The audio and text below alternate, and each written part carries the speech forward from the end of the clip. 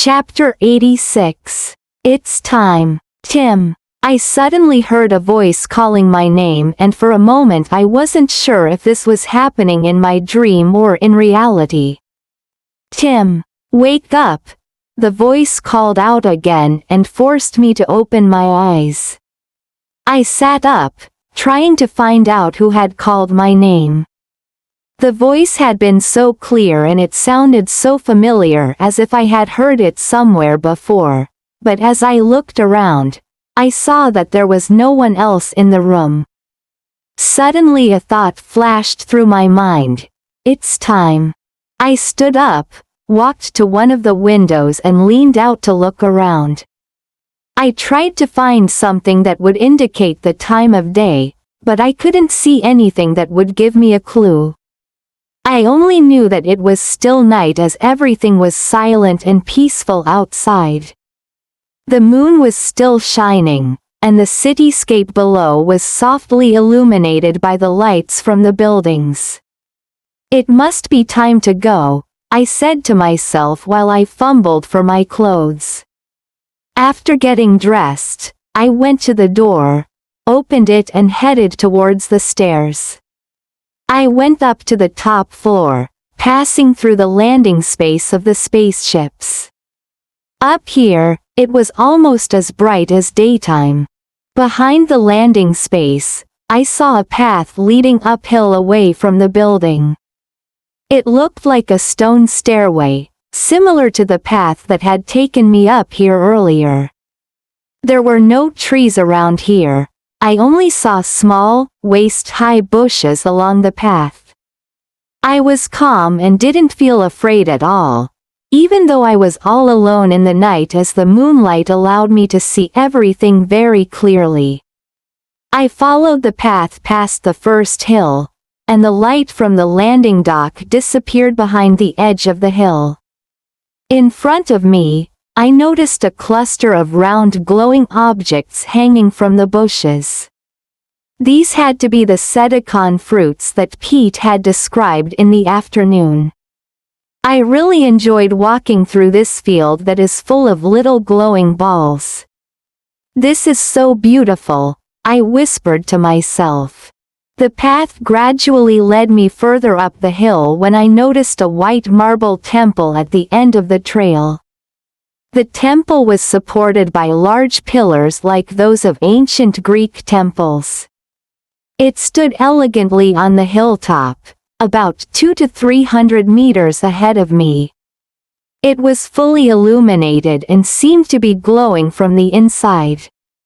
I felt excited in an unexplainable way when I thought of who I was about to meet and somehow tried to imagine how he would look like. Oh my God! I exclaimed spontaneously. The moment I had said that, I thought of Mean and all the others who had always asked me if I really meant what I said. Now I know why they had all asked that question.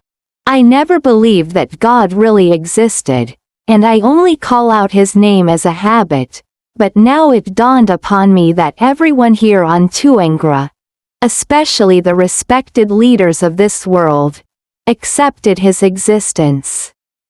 I felt more excited than I had even been before, and I didn't know what to do or say. His existence was beyond anyone's imagination. He was the creator. He was the ruler of the universe.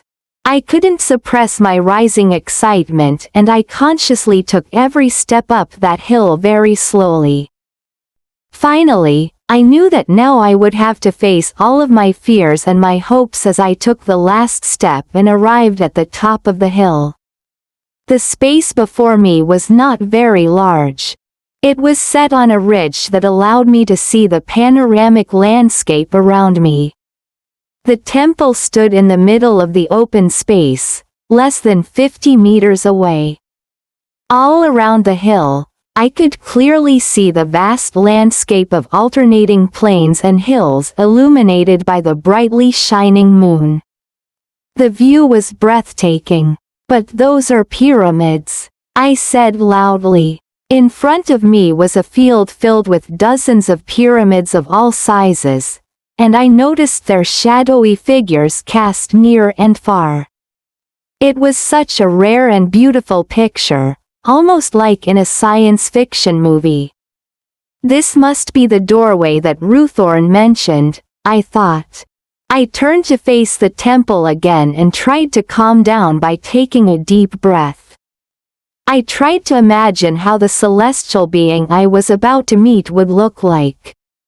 He might be sitting on a golden throne waiting for me, his body might be shining brilliantly, and his deep voice would resonate throughout the temple.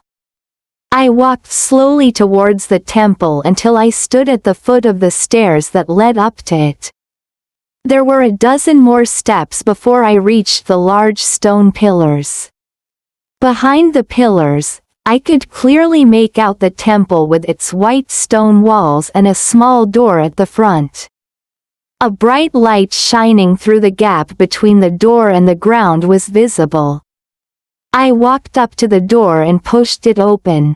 The light was so bright that I couldn't look at it directly. I took another step, breathed deeply and stepped bravely inside. That light was so intense now that I had to squint my eyes and raise my hands to cover them. Despite the strong light, the temperature inside the hall wasn't that different from outside. After a moment, my eyes began to adjust to the new environment, but I still could only see white walls. I looked around but the room was completely empty, apart from another small door situated at the opposite side of the entrance. The door itself wasn't really small, but the high ceiling and the tall walls made it appear tiny.